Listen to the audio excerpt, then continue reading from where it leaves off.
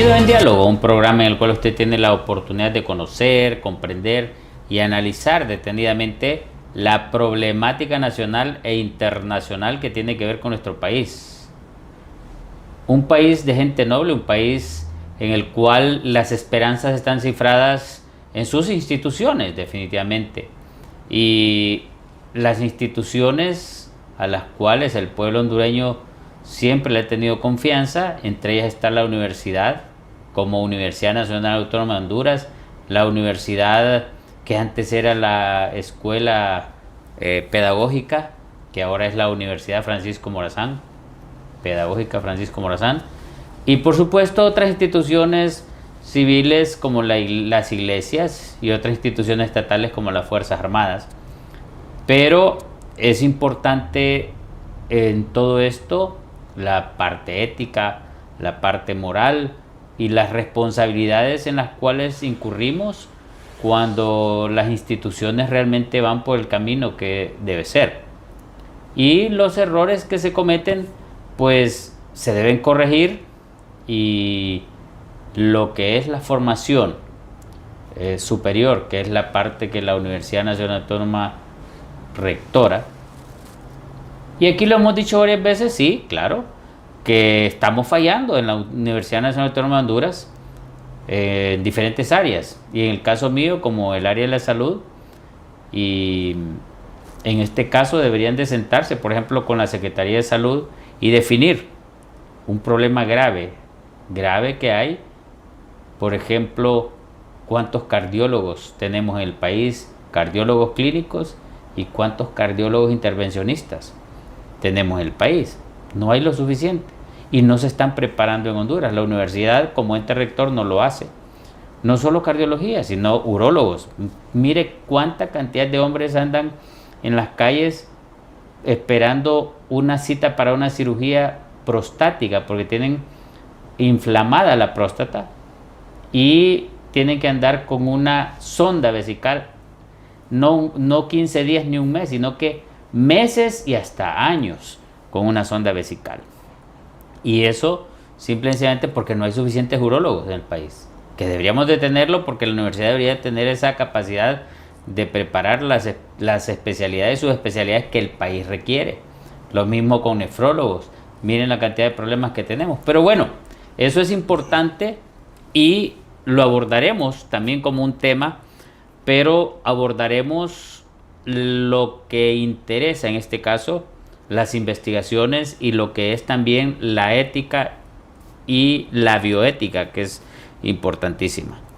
Antes de darle la palabra a nuestro invitado, quiero recordarles Coca y Asociados Auditores, una empresa que nace en 1999 y se ha destacado por su confiabilidad, ética, excelencia técnica y compromiso con sus clientes.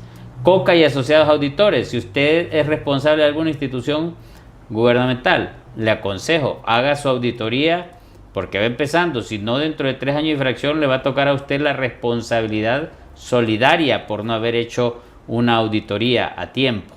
Y si usted tiene una empresa privada, también le conviene la auditoría, y si hay sociedad, con mucha más razón. Así que Coca y Asociados Auditores está disponible para usted, aparecen los teléfonos en pantalla y definitivamente le da la oportunidad a usted de que su empresa privada mejore y que su empresa pública no vaya por el camino equivocado. Le vamos a dar la bienvenida a nuestro invitado el día de hoy y vamos a tratar de hablar de este tema y otros temas más. Al licenciado Juan Antonio Hernández, bienvenido a Unidos en Diálogo. Es un honor contar con su presencia. Muchas gracias, doctor. Gracias por acompañarnos en Unidos en Diálogo. Muchísimas gracias por la invitación, y sin duda un espacio como este que provoca un gran alcance para llegar a muchas personas y con temas tan fundamentales, tan esenciales como los que usted aborda en este espacio, doctor. Muchas gracias. Antes de comenzar la temática, nos gustaría saber dónde nace Juan Antonio y dónde pasa su niñez, sus estudios, hasta llegar a la Universidad Nacional Autónoma de Honduras, como actualmente también está en la en el área gerencial? Fíjese, doctor, que nací en una comunidad de Danlí, Villa Santa. Posteriormente, mi papá es agricultor, mi mamá ama de casa. Me crecí en una aldea de Juticalpa, Barrociales, ¿no?, al oriente de Juticalpa. Y allí en Villa Santa, esta comunidad de Danlí, realicé mis estudios de colegio, y posteriormente en Juticalpa realicé estudios de bachillerato, y en Tegucigalpa hago formación filosófica, licenciado en filosofía y en teología, y posteriormente hago estudios fuera del país, una maestría en filosofía, una maestría en bioética, y luego me fui introduciendo a través de esta formación en el ambiente de la universidad, y luego como profesor en el área de Derecho, específicamente de la clase Filosofía del Derecho en la Universidad Nacional. Y luego allí también entré a la parte administrativa y actualmente miembro de la Junta de Dirección de la universidad. Excelente. Ya que buena pregunta le voy a hacer aquí, porque ya que usted mencionó, por ejemplo, lo de la clase de ética derecho, en filosofía en derecho, ¿qué considera usted en relación a la Constitución de la República? Yo aquí lo he dicho varias veces que se debe empezar a leer desde la escuela, pero tenemos un problema, en la universidad tampoco tenemos esa oportunidad, más que en las cátedras de derecho, de darle una lectura a la Constitución. En algunas clases de medicina, por ejemplo en la clase que imparto, que es Introducción a la Salud Pública, pues le doy el tiempo, pero solo a los artículos relacionados con salud y no a otros que lo que hacen es, me parece a mí, no sé usted si opina eso, de tener una formación filosófica y ética en relación al conocimiento y después a la aplicación y cumplimiento de las leyes. Totalmente de acuerdo, doctor, porque el desconocimiento de la norma, nadie puede alegar desconocimiento de la norma, pero creo que es una de las dolencias que llevamos como sociedad. Y eso también luego deriva en la posibilidad de que no reconozcamos nuestros derechos, de que no valoremos el marco normativo que nos ampara. Por lo tanto, no somos muchas veces capaces de reclamarlo. Y creo que eso radica en eso, en esa dolencia, el desconocimiento de la norma. Y también la Constitución es muy rica en valores, ¿no? Unos valores que nacen especialmente de esos principios constitucionales de la Revolución Francesa, la libertad, la fraternidad, la igualdad.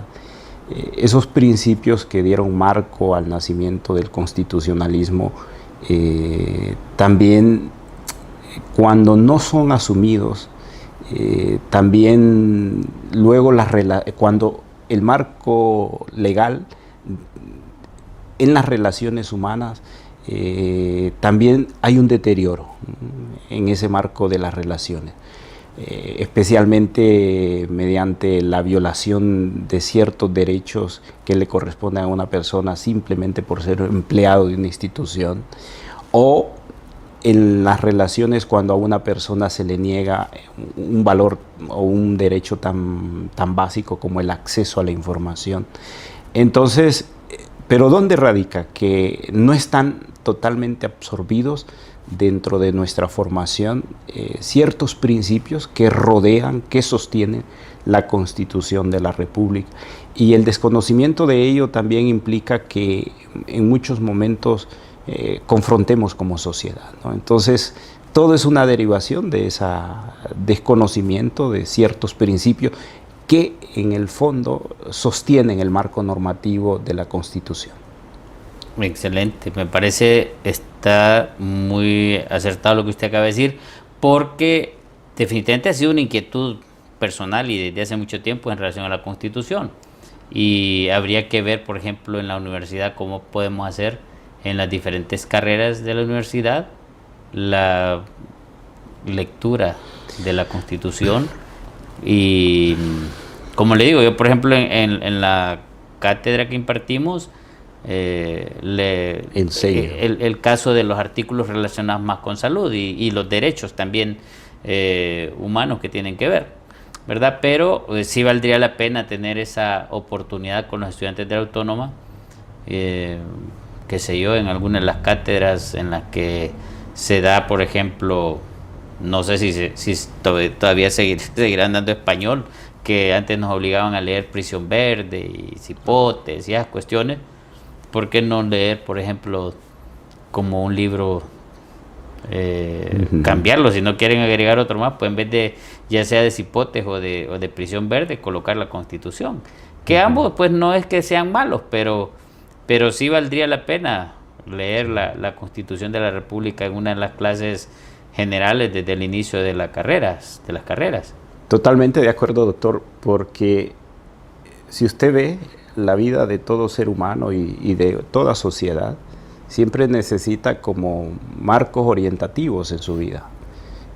Creo que todos somos, en cierto sentido, partícipes de que un libro como la Biblia ha sido orientativo en la vida de muchas personas, ¿no? Y por no decirlo, de toda una cultura como la de Occidente. Ese es un libro que ha sido orientativo, especialmente para la vivencia de la familia, para la vivencia en las relaciones éticas, en las relaciones interpersonales. Es decir, ha sido un libro orientativo.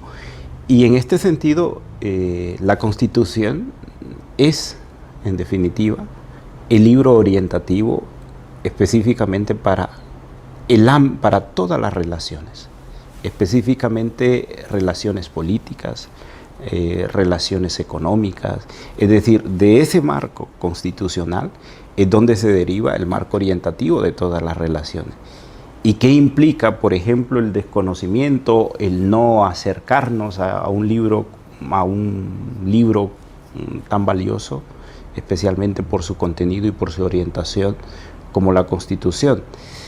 Que luego, ¿en qué derivan estas relaciones? En conflictos que luego se vuelven incluso en muchos momentos irreconciliables o genera la polarización que tenemos como sociedad. Bueno, usted también incluso mencionó la Biblia. Yo le voy a ser sincero y le hago esta pregunta aquí. En relación al examen de admisión de la universidad, que se ha detectado algunas falencias en relación a los estudiantes de diferentes partes del país, y por supuesto las virtudes principalmente de algunos estudiantes de diferentes partes del país. En lo personal, hemos tenido invitados el año pasado cuando eran aspirantes a diputados, y actualmente alguno que otro diputado lo hemos traído aquí al programa. Y yo les decía, ¿por qué no hacemos un cambio en educación, por ejemplo? Implementando lo que es 5 ejes fundamentales de la educación. La investigación científica, desde los primeros años de preescolar y escolar. Investigación científica, es importante. Lo que es la tecnología, no conocida como clase de computación, sino que tecnología. A estas alturas ya tenemos inteligencia artificial, entonces empezar con ese tipo de educación a nivel de preescolar, escolar, media y superior.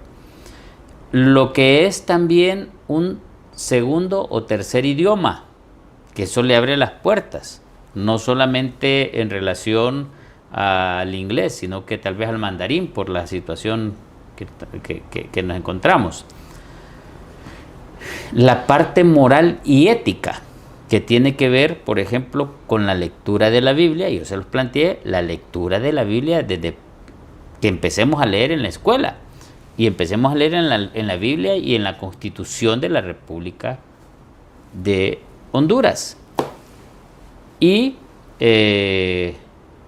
eso nos va a favorecer, por ejemplo, tener una serie de ciudadanos muy diferentes. Totalmente. Y el quinto pilar, pues tal vez no en ese orden, pero yo lo mencioné la matemática financiera. Porque tanto la investigación como la matemática se nos inculca a nosotros con un temor tan terrible, que todo el mundo tiene temor a la matemática, todo el mundo tiene temor a la investigación. Y entonces no se hace ni buenas cuentas cuando le toca tener una pulpería o un negocito. Entonces hay que enseñarles matemática financiera. ¿Para qué?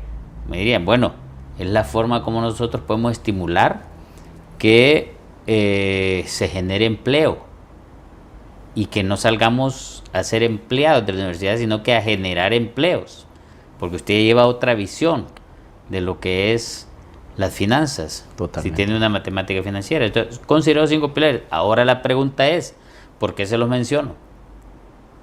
En relación a esos análisis que tiene la universidad, ¿no podría la universidad, pues con un universitario, porque yo soy universitario, no, ¿cómo le diría la palabra? No en el sentido de que yo soy el ideólogo, sino que la universidad pueda tener la oportunidad de ver en los diferentes niveles de educación, en el Congreso Nacional, cómo podemos hacer esos cambios en la educación desde preescolar hasta superior, para que tengamos un país diferente y que cuando usted ya esté por jubilarse, por ejemplo, de sus actividades, y el resto de miembros de la Junta de Dirección digan, y el rector y los que estén de vicerrector y todo lo demás, autoridades universitarias digan, bueno, cumplimos con nuestra misión, dejamos un legado. Porque el dejar un legado vale la pena, y por eso le hago la pregunta. Yo, por ejemplo, le voy a ser sincero, yo me siento orgulloso al haber dejado este legado en mi vida, que es la ley para el control del tabaco, la reglamentación y el cumplimiento a la ley. Entonces yo me siento orgulloso cuando voy a algún lugar y encuentro espacios libres de humo de tabaco, porque esa fue mi labor, ese fue mi legado a la sociedad. Ahora, como universitarios, ¿podrían ustedes dejarnos un legado como el que le estoy planteando con esos 5 pilares, en un cambio que lo promovamos como universitarios, eso? Totalmente de acuerdo, doctor. Y allí parte primero de esa conciencia que usted bastante clara la tiene, y a partir de ello unificar a los diferentes autores, ¿no? Que velan por la educación en sus diferentes grados, ¿no? Y allí es una iniciativa que debemos poner atención, y sin duda es fundamental, ¿no? Porque si no está articulada la educación preescolar, escolar, básica, superior, si no está articulada, siempre vamos a padecer lo que usted, me imagino, padece como profesor de la universidad, que usted luego tiene que nivelar a un estudiante que ya debería, usted ya da ciertos saberes, ciertos conocimientos como supuestos cuando entra y inicia una clase, pero luego usted ve que no responde, y creo que se debe a eso, a una falta de articulación de los diferentes grados en la enseñanza y en el aprendizaje. Y creo que como nosotros como universidad tenemos una gran deuda con el país y con la educación en todos sus grados, en todos sus niveles. Totalmente de acuerdo, doctor, y creo que me ha sembrado la espina. Bueno, ese es el objetivo de un programa como esto. Nos vamos a ir a una pausa, ¿verdad? Y al retornar vamos a hablar entonces también de esa espinita que se le acaba de despertar, pero también de la bioética y la investigación en la universidad. Vamos a la pausa aquí en Unidos en Diálogo.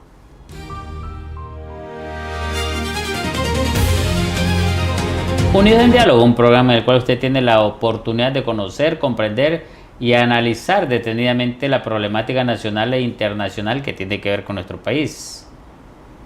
Pero antes de continuar con la temática, quiero recordarles Coca y Asociados Auditores, una empresa en la cual usted puede confiar. Nació en 1999 y se ha destacado por su confiabilidad, ética, excelencia técnica y compromiso con sus clientes. Coca y Asociados Auditores, a su disponibilidad. Ahí están los teléfonos en pantalla para que usted pueda comunicarse con ellos. Coca y Asociados Auditores, disponible para usted tanto en la empresa privada como en las entidades públicas.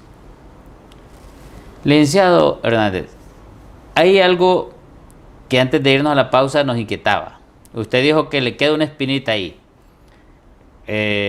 Bueno, esa espinita le va a quedar y nosotros vamos a estar pendientes de que, pues por lo menos hagamos algo. Y si en algo le podemos servir también de apoyo, gracias, magnífico. Ahora, en relación a la investigación de la universidad, y principalmente en el caso de lo que usted tiene un poco más de experiencia, que es la bioética, la investigación, principalmente en las ciencias de la salud, se requiere aplicar mucho la bioética y se requiere que cumplamos con normas y características para no violar y no violentar la dignidad del ser humano.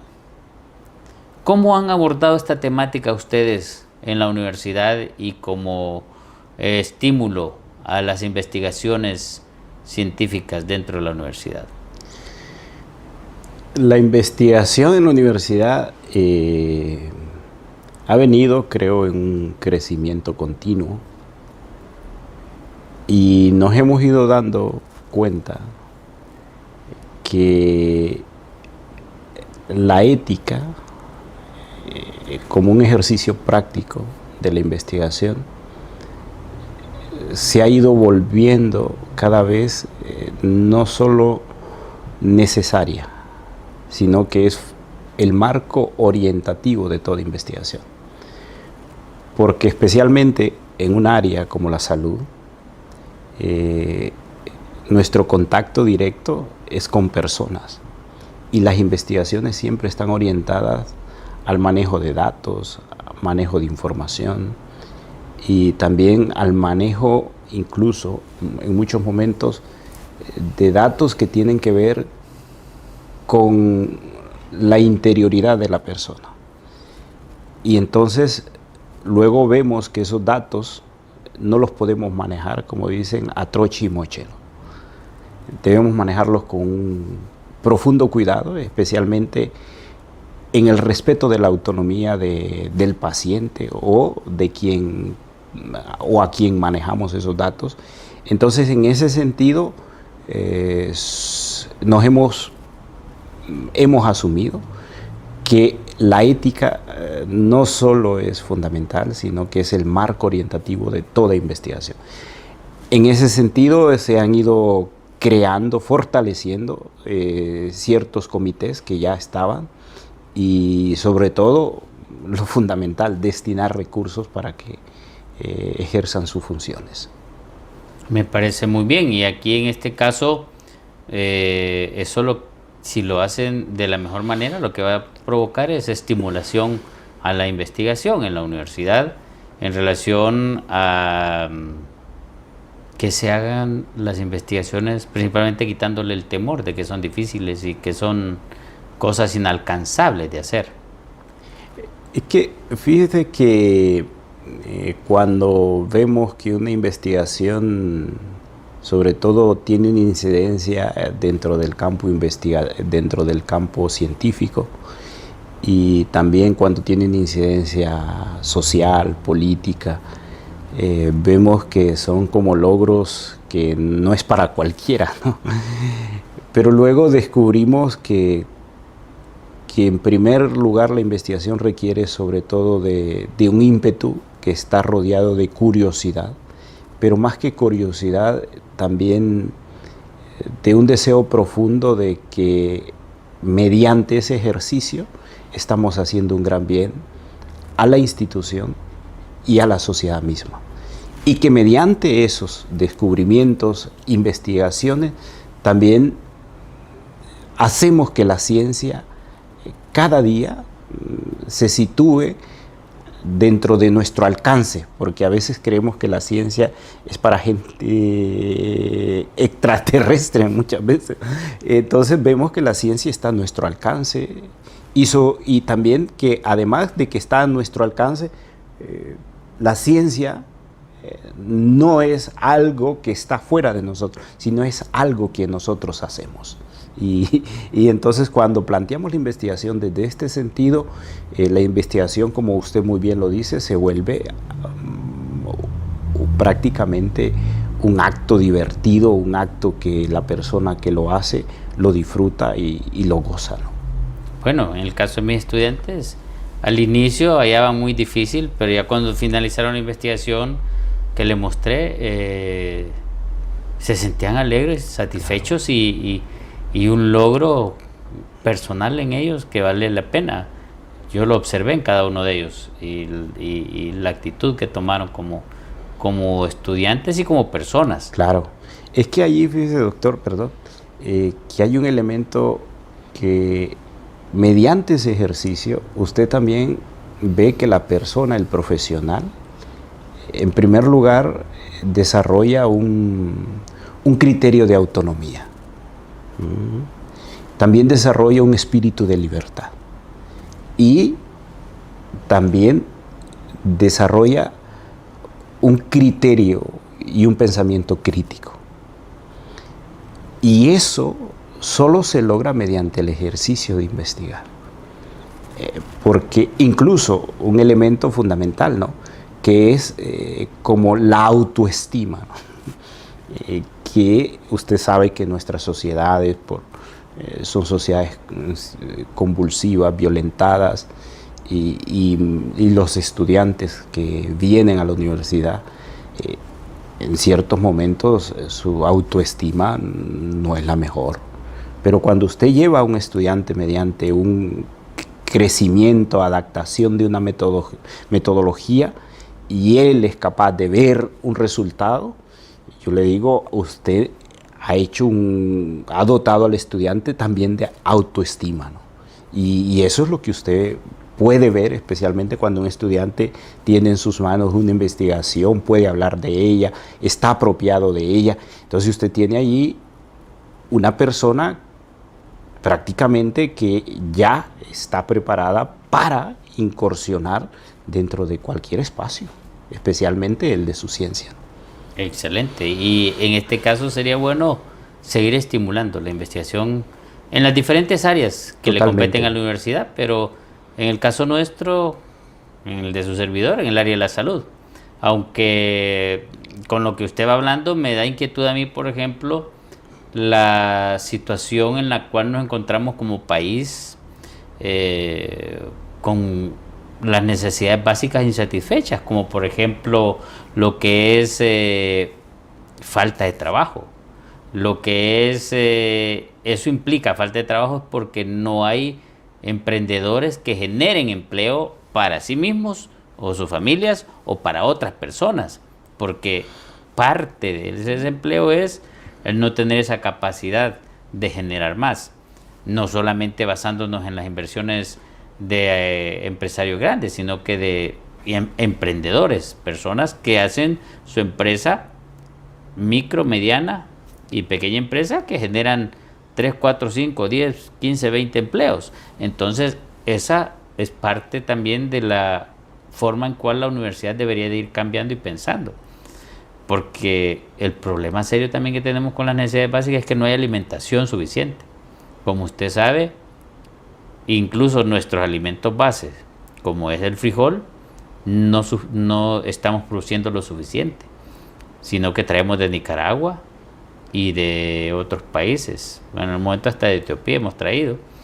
El maíz en un 80 a 70% lo traen de Estados Unidos.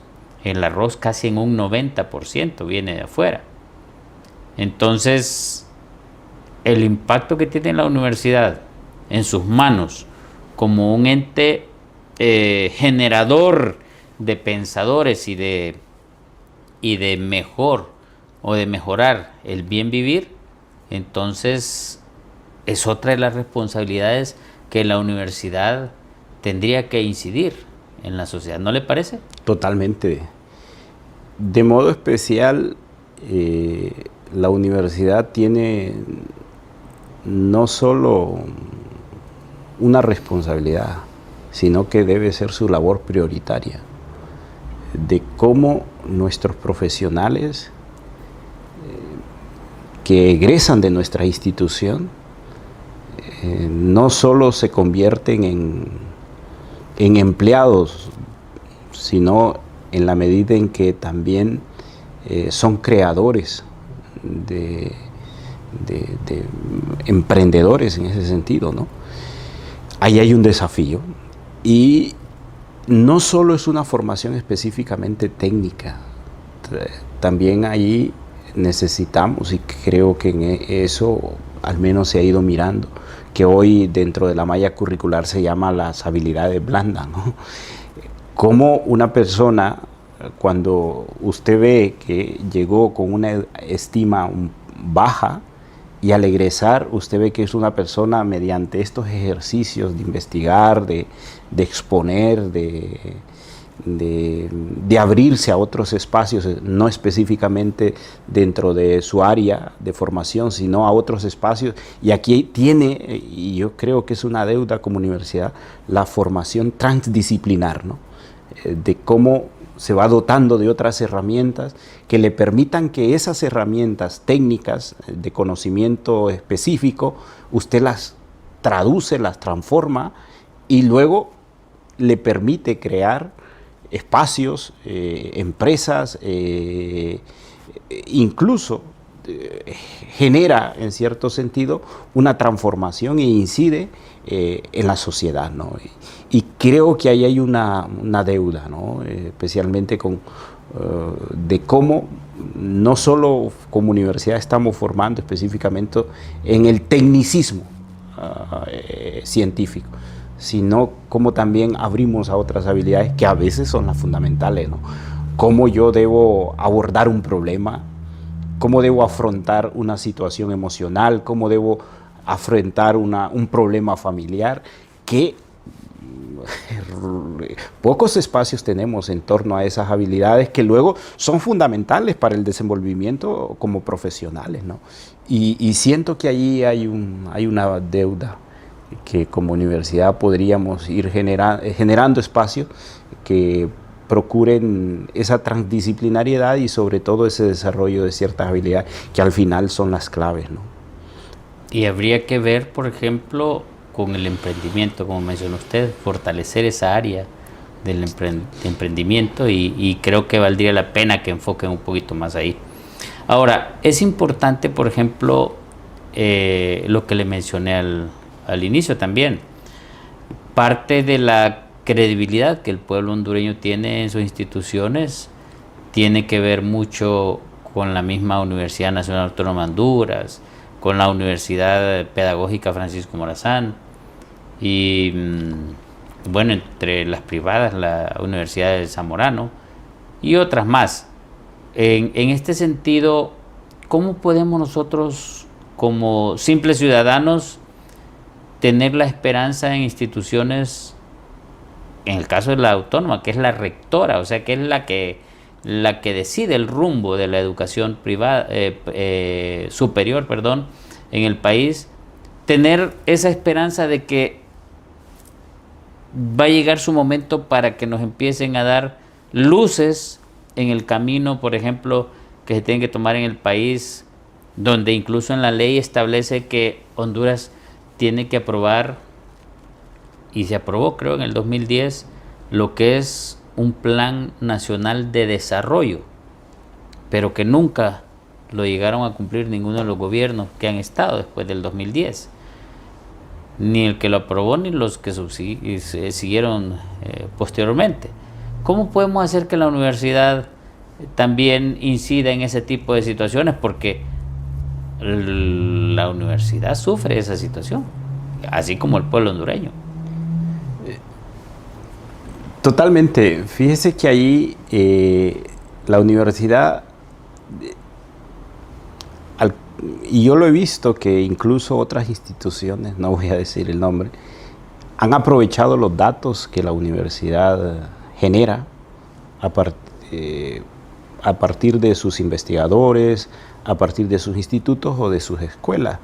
La universidad ha generado un conglomerado de datos impresionante, que luego yo he visto que otras instituciones esos datos los han convertido en políticas públicas o los han convertido en información que tiene una incidencia social. Ahí creo que a nivel administrativo, yo lo quiero asumir de modo directo, hemos estado dormidos, ¿no? Porque creo que podemos visibilizar más el papel de la universidad. La universidad no solo es para dar un dictamen jurídico, que lo da la universidad a partir de sus facultades o de su facultad. Allí sí ha faltado visibilizar el papel de la universidad, no solo como una institución más dentro del Estado, sino que cómo visibilizo esos institutos y también cómo la información que producen, que generan todos estos institutos o escuelas, cómo la certifico para que luego esta información o esta investigación tiene un carácter de mayor incidencia, ¿no? Y fíjese que es totalmente de acuerdo, creo que ha estado como, yo creo, adormitada, ¿no? Usted me ha presentado una investigación que yo le digo, si la visibilizamos a partir de los datos que tiene esta investigación, podríamos generar un impacto social, y un cambio social. Y un cambio, y a partir de ahí podríamos incluso adoptar políticas normativas institucionales que son necesarias desde los datos que se nos presentan, ¿no? Entonces, claro, ahí ha faltado, creo, específicamente y lo hago como un modo de crítica constructiva, ¿no? Que nuestras entes, canales de comunicación, cómo visibilizamos, o a los medios de comunicación, cómo les hacemos también partícipes de la importancia y del alcance que tiene toda esta investigación. Creo que valdría la pena que le den a conocer al pueblo hondureño esas actividades propias de la Universidad Nacional Autónoma de Honduras. Pero vamos a ir a una pausa. Al retornar vamos a hablar de eso y una inquietud en lo que usted está hablando. Por ejemplo, un problema serio que tenemos son nuestras carreteras y los puentes que se están cayendo, teniendo facultades que deben de estar como con ojo al Cristo si están haciendo o no bien el trabajo las autoridades. Pero vamos a hablar de ese tema al retornar de la pausa aquí en Unidos en Diálogo. Unidos en Diálogo, un programa en el cual usted tiene la oportunidad de conocer, comprender y analizar detenidamente la problemática nacional e internacional que tiene que ver con nuestro país.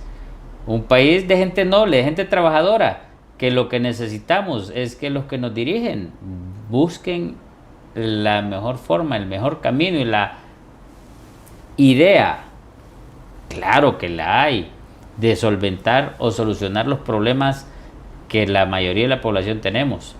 Antes de irnos a la pausa estábamos hablando aquí con el licenciado Hernández y le planteaba yo, ¿qué pasa si la Universidad Nacional Autónoma de Honduras me hace una investigación y le dice al pueblo hondureño, a las autoridades, quien esté, no importa color ni más, señores, el problema de la carretera de Occidente, que hay derrumbes, que hay aquí, y todos los años hay derrumbes, todos los años medio parcha, y todos los años agregan un poquito, pero nunca la carretera de Occidente está buena. Y lo mismo tenemos en algunos programas de la carretera del sur, en la carretera de Oriente, en diferentes lugares, ¿verdad? Entonces, le preguntaba yo aquí al licenciado, ¿tendremos la oportunidad que la universidad tome ese tipo de acciones y decisiones de hacer investigaciones? No, miren señores, aquí las pulgadas que le están agregando al asfalto no son las que están, sino que mire, aquí está la prueba, se mide, se informa. son, porque serían, ve, los ojitos que le cuidan a usted, porque quien puede perder la vida en un bache, en una carretera, por un problema es usted, su servidor o cualquiera de nosotros, porque simplemente no hay alguien que observe. Yo como simple ciudadano no sé realmente ni tengo la mínima idea, porque soy médico, cuánto sería el grosor que debe llevar el asfalto o el concreto hidráulico, pero cosa contraria sería si nuestros ingenieros, arquitectos, profesionales y estudiantes de la Autónoma hacen investigaciones. Nadie puede prohibir eso porque está dentro de nuestras facultades como sociedad civil y como universidad formadora de personas beligerantes y pensantes. Sí, sí. Y fíjese que allí tenemos, creo, como institución una deuda de cómo hemos creído muchas veces que el único campo de estudio es el aula, ¿no? La biblioteca, o la escuela, o el instituto, o el libro, ¿no? Creo que estos son los espacios donde se debe adquirir unas competencias técnicas, unos conocimientos básicos que luego a usted, un poco de allí nació la visión peripatética de la educación, ¿no? Que usted aprendía caminando, ¿no? Mientras camino, aprendo. Y allí creo que la universidad, especialmente dentro de la enseñanza, es ver que el espacio de aprendizaje trasciende incluso el campus universitario. Y cuando enfocamos la enseñanza y el aprendizaje desde esta visión, tenemos este alcance, que la facultad es donde tengo los problemas, es donde enfrento los problemas. Allí es el lugar de aprendizaje. Como usted muy bien ha dado un ejemplo, ¿no? La carretera al norte, pues allí hay un campo de aprendizaje, ahí hay un campo de enseñanza. Ahí están los criterios, los datos, ahí están los problemas. Entonces, como la universidad, como la orientadora de toma de decisiones, voy a ayudar a colaborar incluso con el gobierno, y es allí donde la universidad asume un papel preponderante en la toma de decisiones de las políticas públicas de nuestro país, ¿no? Y totalmente de acuerdo, doctor, pero eso parte de allí, ¿no? De que miremos que el campo de aprendizaje y de enseñanza trasciende el aula, está más allá. ¿Por qué le hago esa pregunta yo? Porque eso es parte de la investigación científica que debemos inculcarle a nuestros estudiantes. Otro ejemplo clásico, la mortalidad y la incapacidad física, y en algunos casos temporales y otros permanentes, con los dichosos conductores de motocicletas en las ciudades y en diferentes partes del país. Una investigación que habría que estimular por parte de la Autónoma para ver cómo se regula esa situación, por darle una infinidad. ¿Por qué? Porque la investigación, yo como docente leo, la investigación es la que me va a servir a mí para tomar decisiones, que eso es lo que le inculco a mis estudiantes. O sea, usted va a hacer una investigación no porque se me ocurra, sino porque hay un problema, y ante ese problema lo mostramos y vemos las posibilidades que hay para resolverlo y evitar que siga siendo un problema. Entonces, casos como ese, casos como la alimentación, la producción en el campo, la infraestructura. Vea usted lo que acaba de pasar en Venezuela, por ejemplo.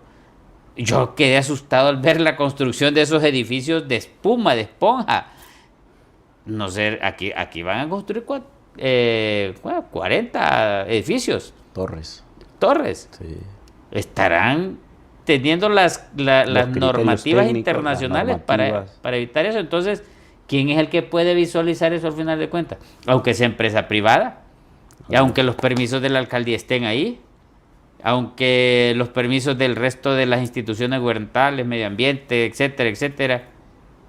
Totalmente. Aunque no hay agua en la ciudad, están dando permisos para la construcción de este tipo de cuestiones. O sea, podemos como universidad visualizar esa problemática y decirle, señores, miren, aquí está, la universidad les dice, allá ustedes y toman decisiones, pero visualizado está y publicado en las revistas para que no digan nada. Fíjese, doctor, que también ahí tenemos que partir de otro elemento más.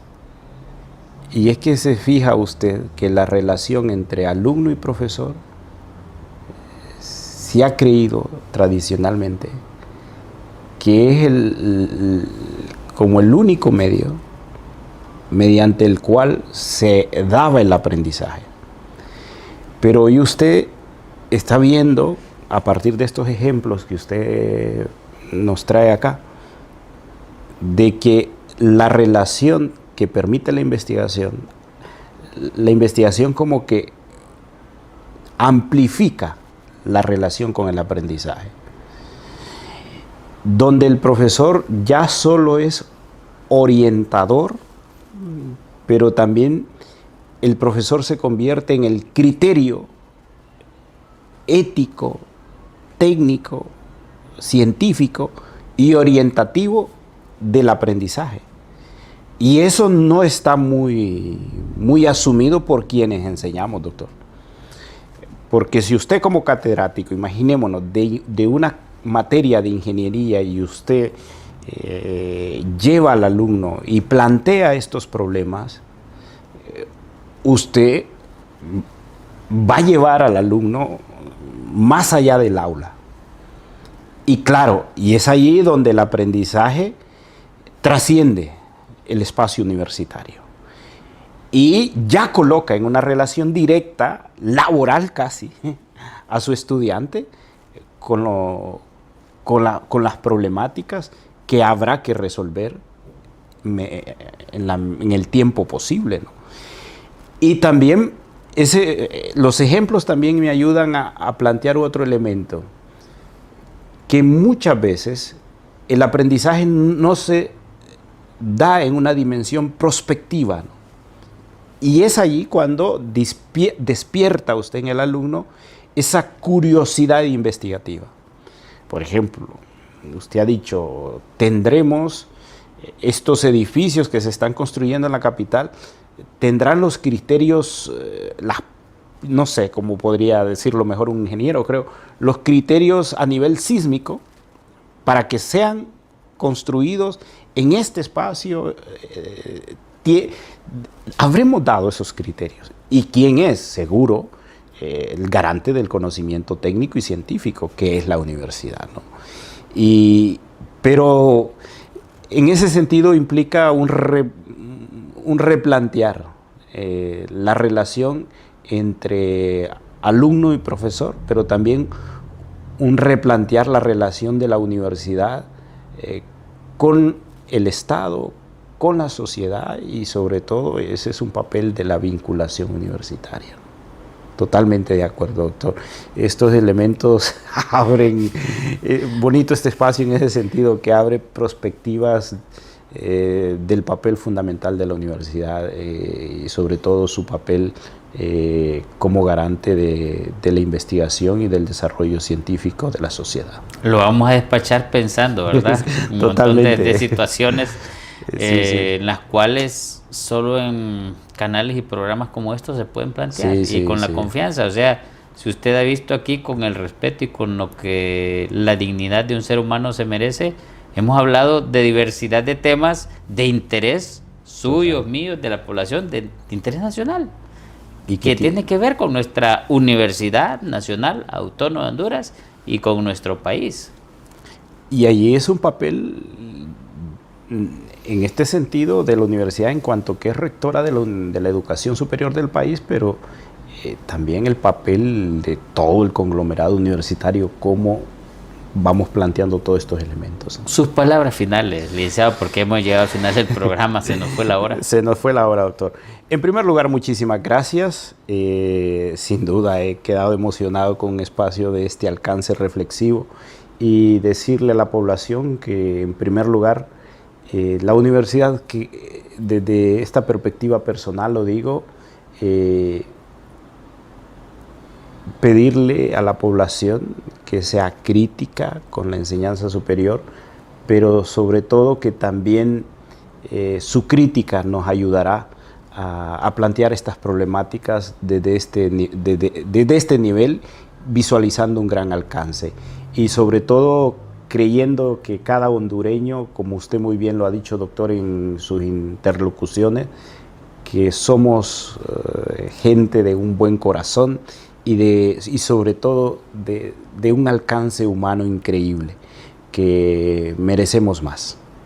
Muchas gracias. Ahora yo le voy a decir a usted lo que para nosotros significa Unidos en Diálogo. Porque aquí creemos firmemente que el diálogo sincero y la participación ciudadana son las herramientas claves para poder construir un futuro más justo y próspero para todos y cada uno de nosotros los hondureños. Hasta el siguiente programa, Unidos en Diálogo, de CN51.